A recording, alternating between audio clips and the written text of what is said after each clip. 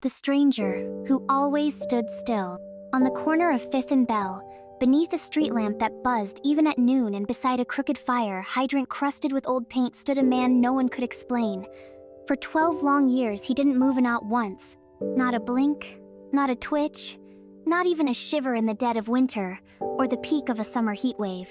He wore a long gray coat, always buttoned up to the top, and a thick wool scarf that never shifted in the wind. His shoes were sturdy, old-fashioned leather, polished but worn. His posture was tall and straight, like a soldier standing at eternal attention. But his face, it was calm, eyes open, unblinking, staring forward at nothing and everything. People in the town of Marlow noticed him, of course. At first, he was a sensation. Reporters came from nearby cities, cameras flashing. Tourists lined up to take photos. Some said he was an art installation. Others whispered that he was a monk in deep meditation. Psychologists came.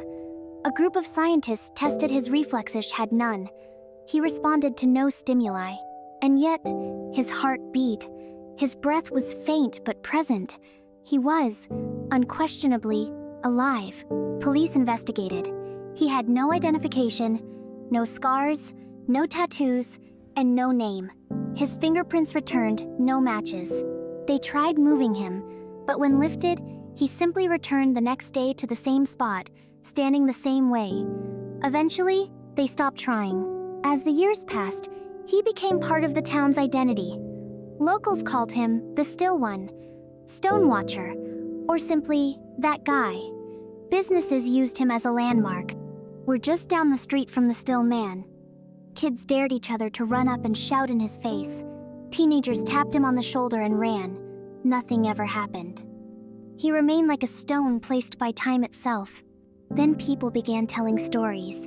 A boy claimed he saw the man blink once, just once, when a toddler wandered too close to the road. An old woman swore she saw him reach out slightly during a storm when a lightning bolt struck nearby, as if shielding someone. But there was never proof.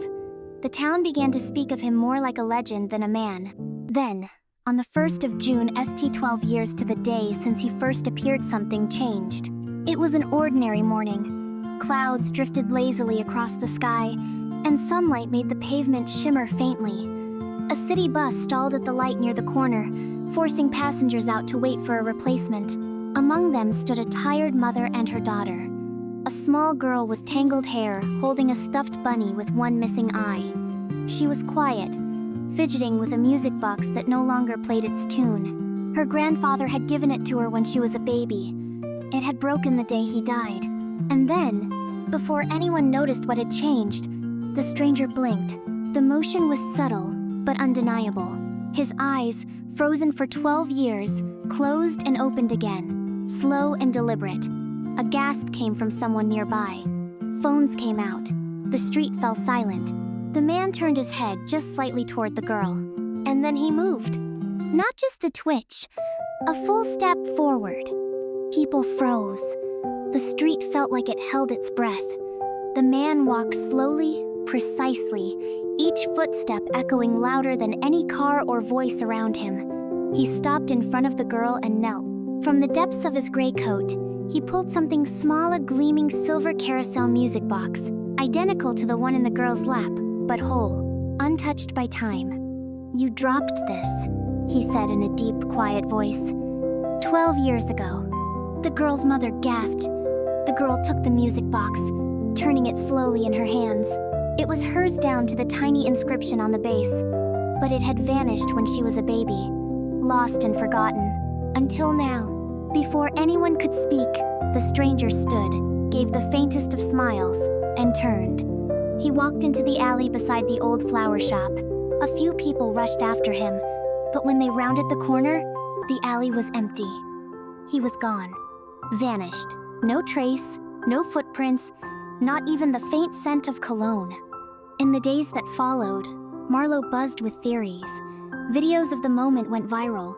Interviews aired, but no one could explain where he had come from or where he had gone, or how he had the music box. Experts were baffled. Paranormal forums lit up. Conspiracy theorists scribbled furiously. No answers came. And then, reports began to surface from other towns. People described strangers who stood still for years in silence, never aging, never moving until one day they did. Each one brought something back. A lost locket, a toy car, a forgotten diary, always something that had been deeply missed. Back in Marlowe, the corner at 5th and Bell feels empty now. Not just because he is gone, but because something more than a man had stood there. People leave small objects there now, keys, notes, jewelry, drawings, as if hoping he'll return, as if the ground still remembers his boots. The little girl, now always holding the music box, listens to it each night. The melody is soft and slow, but sometimes, she says, it sounds like it's playing a second tune beneath the surface, a tune only she can hear. Some believe he will come again, that he is out there still, waiting for someone else, for something lost, watching, listening. One day, somewhere, he will blink again, and the world will pause, and something broken will be whole once more. Subscribe my channel, and comment below your ideas about story.